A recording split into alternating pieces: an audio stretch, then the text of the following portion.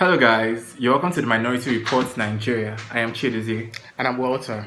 And today we are going to be reviewing this, for the camera, this incredible book, She Called Me Woman. This is a read that everyone in Nigeria should read. Everybody. It's something, it's powerful, it's human, it shows you, it's an eye-opener for both people who are in the LGBT community and those who are not. Yes. Because it takes you out of your comfort zone. It takes you out of what you know into what you didn't think was possible. I was blown away by the book. I mean, I have been talking about it a lot on Facebook. So. And I also like how really authentic it is. I like that we get to experience the characters with their strengths and their flaws. And that wasn't edited. I mean, there were a lot of characters, there were lots of stories I was reading in the book, and I just kept thinking, like, what is wrong with you? Like, there were so many. First of all, in case you don't know about the book, She Called Me Woman, it's about it's a collection of stories about different women from different parts of Nigeria, queer women, from different parts of Nigeria and different statuses in Nigeria. You know, there are at different ages. It ranges from 40s to 20s, and well-to-do women and women who are not so well-to-do. There's just a lot. There's a range here that amazes me. And so yes, like Desi said, in the same way, none of these women are perfect. Reading about it, the editors themselves said something in the introduction where they said that they decided to let everything just hang out there in the book. Yeah. Which and an incredibly it's good decision. While it sounds like an admirable thing, it can get really annoying. Like, you could just be reading and be like, what is wrong with this human being? Why are you saying things like this, or why are you acting in this way? But initially, why it aggravated me, but I had to sit down and realize that there's an importance to that. Yeah. It makes you see that queer people are humans. They allow the characters feel range of humanity. They are humans. It wasn't for them to be perfect, and it shuns respectability politics, which is something I love. Exactly. There's always this whole thing where LGBT people are expected to be respectable, expected to be polite, expected to present themselves in a certain way to be accepted.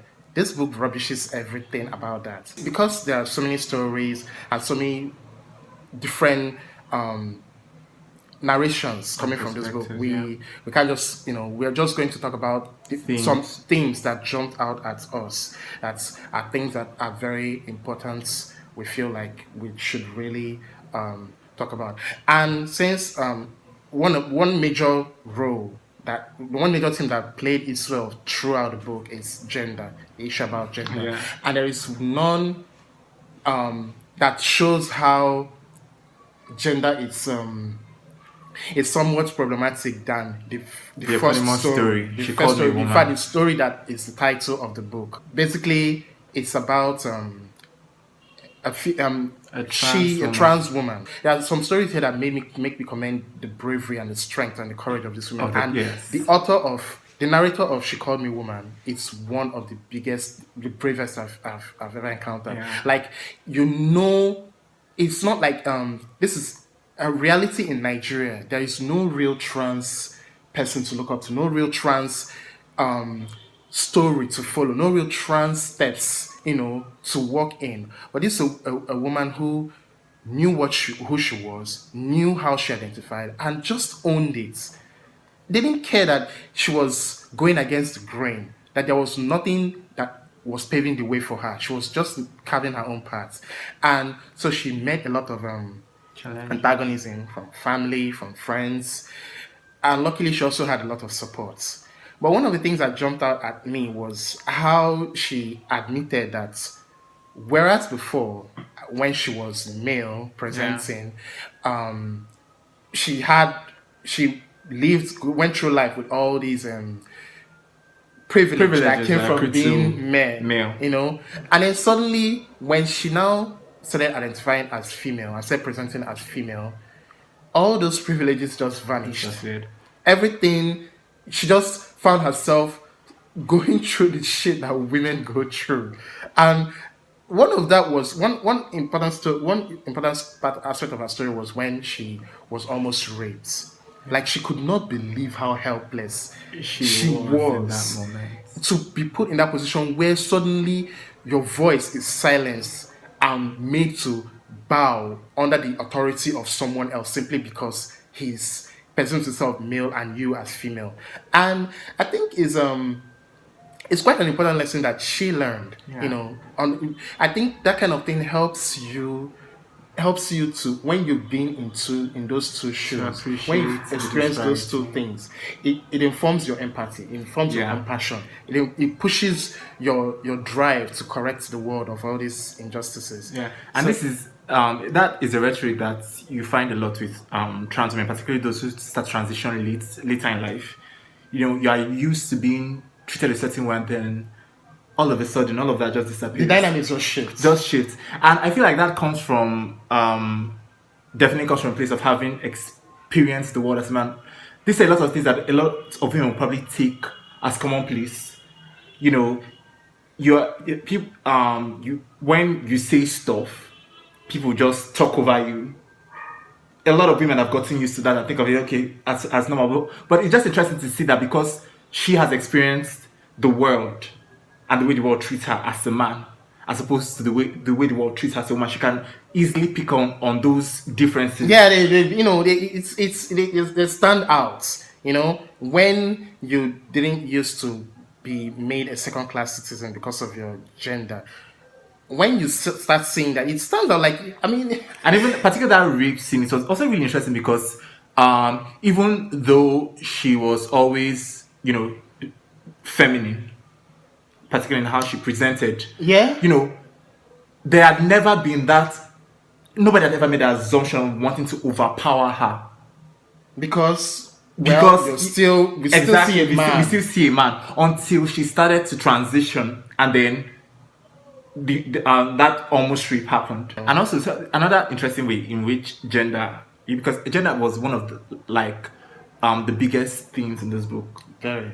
Was also the way in which heteronormative gender roles somehow won their way into these relationships between women. It was startling and more than a little disturbing. It's very more than a little. You're reading a story about women who love women, and you expect, and frankly, this is pervasive in most homosexual relationships. You expect that when you have these relationships where the gender is the same, so therefore there should be an understanding that things don't have to be the way heterosexuals play them, because where there are two females, all that macho posturing Nonsense should be at the door. You know, leave it at the door. we are two females. I think I've read a book or seen a movie where it was a remark was made about how a woman doesn't know loving until she knows it from a fellow woman.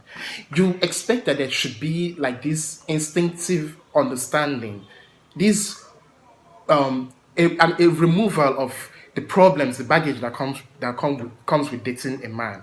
But no. Which are also problem, like even that baggage that comes dating a man is because of these toxic notions of masculinity. Yes. Men should do this, men should do that. And you find these women taking it into relationships with other women and just really starting, like the one that said she has to be the guy in the relationship. The girl, her girlfriend cooks and cleans and she does the other stuff. And then even if she's broke, she has to pay. And I'm like, girl, what is wrong with you? It makes you realize. As I'm reading this going through these heteronormative notions that were being introduced in lesbian relationships, it made me realize that there are women who will be bigger patriarchs than men. Than men who actually be there, the ones that beat because there were also instances of like domestic violence. Yes, women who were beating up their girlfriends and all of that. And it was always the one who was the guy in the relationship. When you mess up, she annoyed me and I hit her. Girl, like, what the heck is that? And there's also there was a narrative in the book about the women who the feminine presenting ones who sort of who expects the male presenting ones to like pick pay up the bill, while I just cross my weave. And I'm like thinking, I'm sorry, miss, do you realize you're dating a miss? A girl. Like, it's not a man. If you wanted all those, like, unless this is not it's not to shit on, if it's something, if it's an understanding that two women have, that's quite all right. But if it's an expectation that a woman has simply by seeing that this other female is presenting as male-ish, because there's something really problem. Every couple finds what works for them.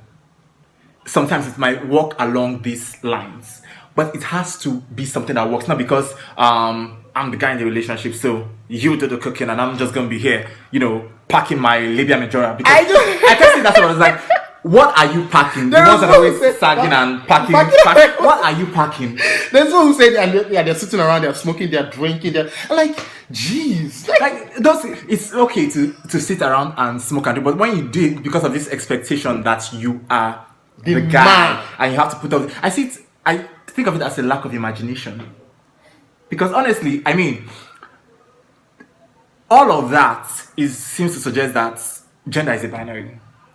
If you cannot fit into this stereotype, this feminine stereotype, then the only other thing is you have to be on the male side. You have to claim masculinity, whatever that is, and it was exasperating. A lot of these stories, particularly on this front, they were really exasperating. The problem with this is this counters the conversation people have about breaking down patriarchy and breaking down that male and gender stereotypes that makes it that men have to be a certain way. When we are talking about letting men breaking down all these stereotypes, all these strictures that make men have to be a certain way. Men have to be strong. Men have to not be sensitive. Men have to not cry. Men can't wear dresses. When we are trying to make this conversation solid, when you're trying to say that this should not be, you not get right in the LGBT community, women pushing the exact opposite of what they like. When we're trying to make men softer, women are trying to say that, well, it's the right thing for men to be a certain way. The male character in this relationship. It's even worse. It's even more of an issue because you seem to attribute those negative characteristics and take them on as what defines you as the man. As the man, those toxic things. The one who takes on all the responsibility. The one who beats. The one who lazes in the house, whereas the feminine girlfriend is cooking. Why are those the things as if it was not so much like, assuming the concentration was about, okay, this is how I present, these are the things, and interest, it would have been okay, that's fine. But then it is tacked on to, I play the masculine role in the relationships, therefore I have to do this stuff. That is what makes it problematic, because gender is a spectrum. You can fall on any, so to even say, it's a silly thing to say, there's a certain way to be feminine or there's a certain way to be masculine.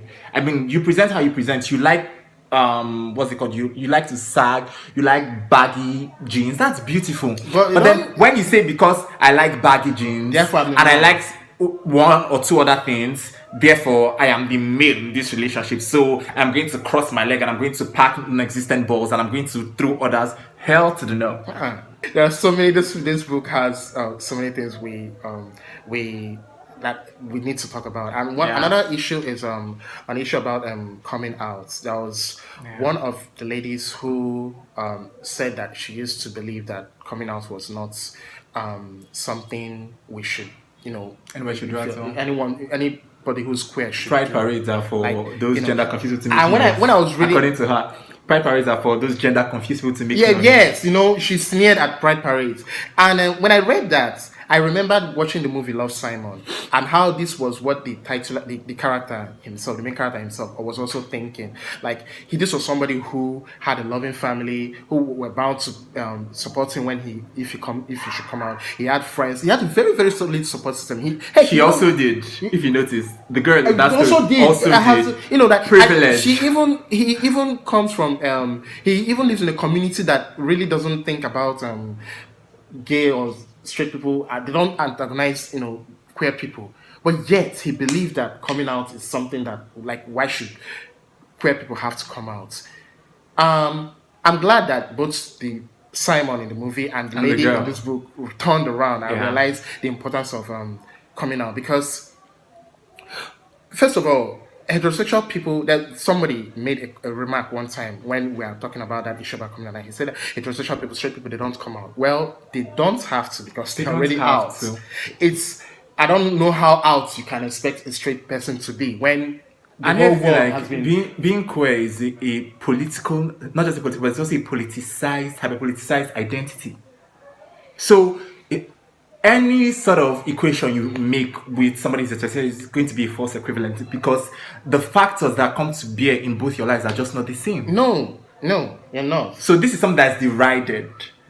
Coming out is owning your identity and owning yourself and embracing yourself, because in the open. But somebody who's heterosexual doesn't need to go through that, because that is the norm. It's the norm. So and even you, like when you say stuff like how you don't have to come out because you don't owe anybody an explanation. Yes, you really don't. Of course.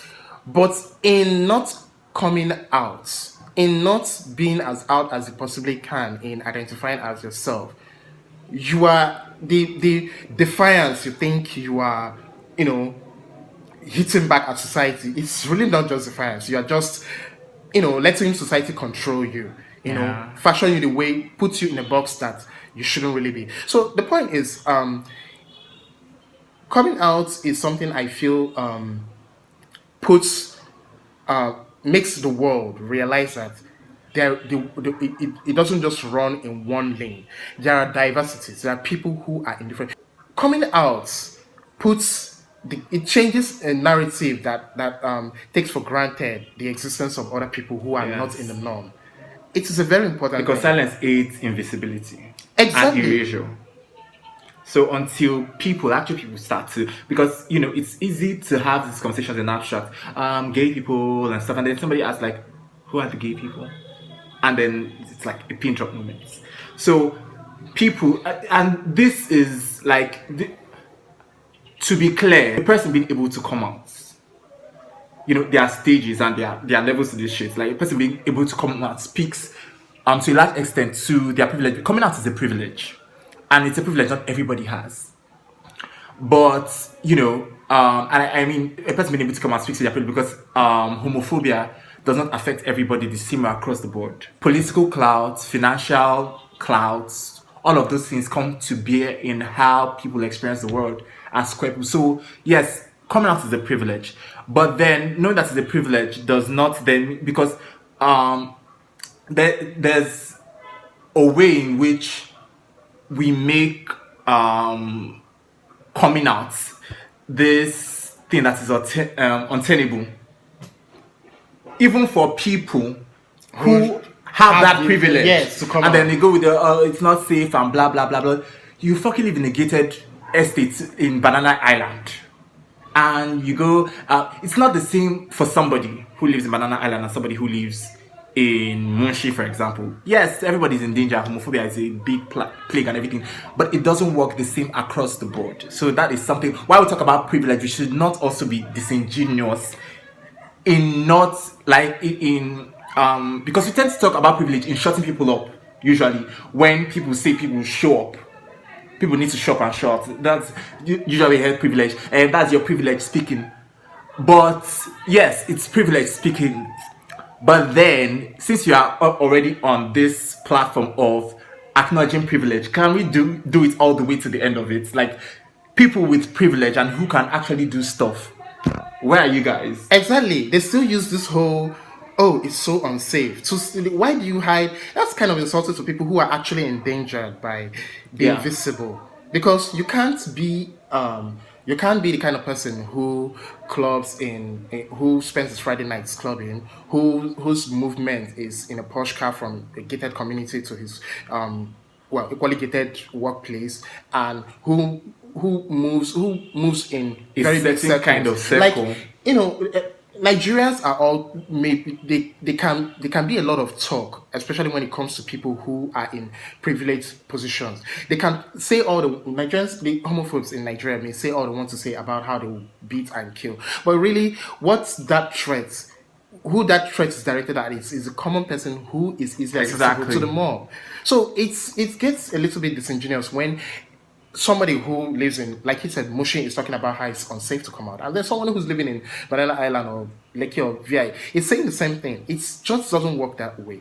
So when coming out, yes, it's something that some people can afford to do. The other factors in acknowledging that, let's not make it an umbrella that covers everyone. If you, because like I believe I've said this in a previous episode where we're talking about the anti-gay law, and how when it was being challenged around the year that it was signed, that was when I can't remember the NGO that actually wanted to challenge it, and the judges asked, so who are the people who is it there's a word they call them, plaintiff or something. The people, the plaintiffs. Yeah, who are the people you're representing? And the man who showed up is this Nigerian who's living abroad. And we're like, no, but this law is persecuting those who are living in Nigeria. So where are they? And since no one could provide them, the case died. So that is an importance of coming out. The more people out there who can use the privileged positions that they are in to push the narrative that there is diversity in Nigeria, no matter how much you want to shut your eyes to it. There are in fact queer people in Nigeria who are thriving. It helps. It helps change the tide.